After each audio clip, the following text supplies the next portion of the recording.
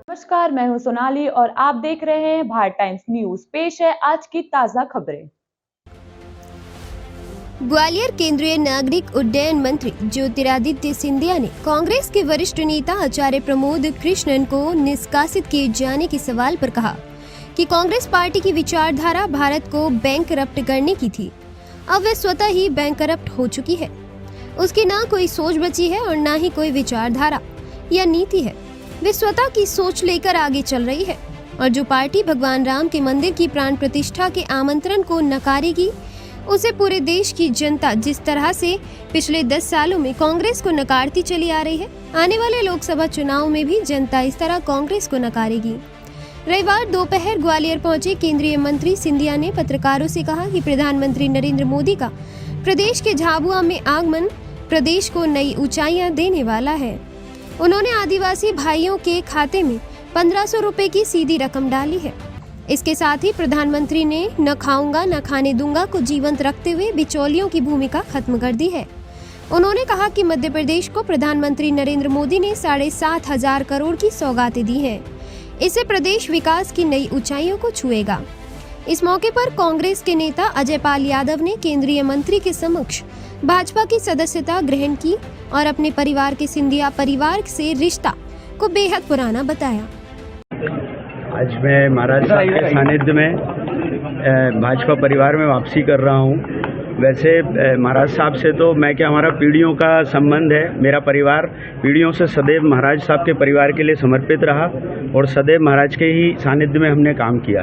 कुछ परिस्थितियाँ आई और आज स्थिति पैदा हुई, आज हमारे प्रधानमंत्री जी ने जो विश्व में हमारे देश का परचम लहराया है, जो उनकी जन कल्याणकारी नीतियाँ आम जन के लिए, गरीब के लिए, किसान के लिए, जो एक देश को समृद्ध बनाने में है, उसके लिए हम प्रभावित होकर वापसी की। दूसरा, हमारे महाराज साहब जिस चीज़ के लिए अक्सर रहते हैं, जिस चीज़ के लिए वचन देते हैं, खुद जब तक उस चीज़ को अंजाम नहीं दे देते, जब तक चैन से नहीं बैठते हैं। हमारे महाराज की कार्यशैली को देखते हुए हम चाहते हैं कि हम महाराज के सानिध्य में कार्य करें और पूरे क्षेत्र में हमारे महाराज का प्रतिनिधित्व हो, जिससे कि हमारा क्षेत्र विकास और प्रगति पर अग्रसर ही परिवार का सदस्य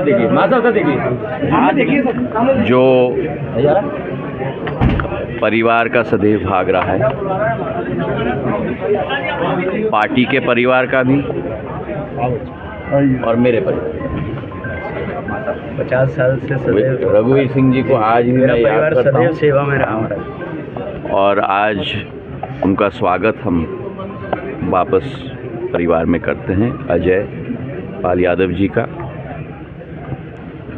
पुराना रिश्ता रहा है और एक सक्षमता है, एक कर्मठता है, जनता के साथ एक जुड़ाव है। इनकी पत्नी भी जिला पंचायत सदस्य बनी है और उनका वापस भारतीय जनता पार्टी में उनका स्वागत है।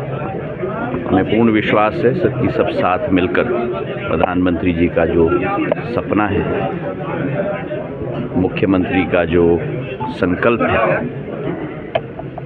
पार्टी के राष्ट्रीय अध्यक्ष जेपी नड्डा जी का जो निर्देश है, पार्टी के प्रदेश अध्यक्ष बीडी शर्मा जी की जो विचारधारा और संकल्प है, उन सभी निर्देश और संकल्पों में हम लोग संयुक्त रूप से जूझ के कार्य करेंगे।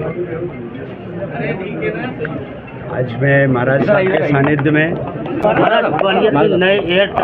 आज एक बहुत महत्वपूर्ण दिवस मध्य प्रदेश के लिए रही है। प्रधानमंत्री जी का आगमन मध्य प्रदेश के झाबुआ जिले में हुआ है और ये इस बात को दोबारा परिलक्षित करती है कि मोदी जी के मन में मध्य प्रदेश और मध्य प्रदेश की जनता के मन में मोदी जी, जो उनका अभूतपूर्व स्वागत भी झाबुआ में हुआ है और जो जन कल्याणकारी योजनाओं का उद्घाटन उन्होंने पूर्ण मध्य प्रदेश के लिए झाबुआ से किया है। 7,500 करोड़ रुपए की योजनाओं का उद्घाटन किया है। हमारे शहरी आदिवासियों और सभी आदिवासी समाज के खातों में जो हर माह राशि का किश्त दिया जाता है 1500 रुपये का, वो राशि का किश्त भी उनके खातों में सीधा बिना कोई बिचौलिए के, ना खाऊंगा ना खाने दूंगा, 100% पहुंचाया गया है।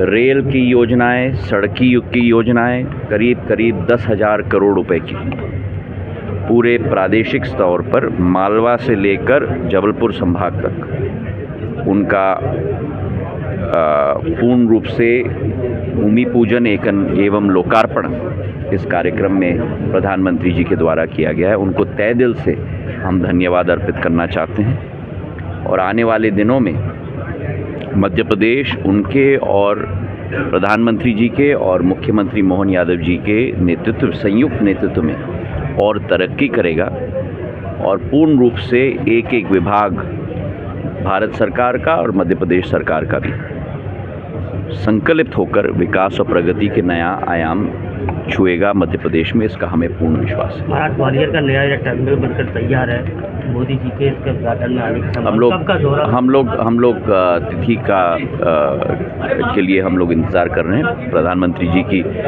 आप देख रहे हैं कि 10 साल में एक दिन भी छुट्टी नहीं लिया है। हर दिन विदेश, देश, गांव-गांव तक उनका प्रवास चल रहा है।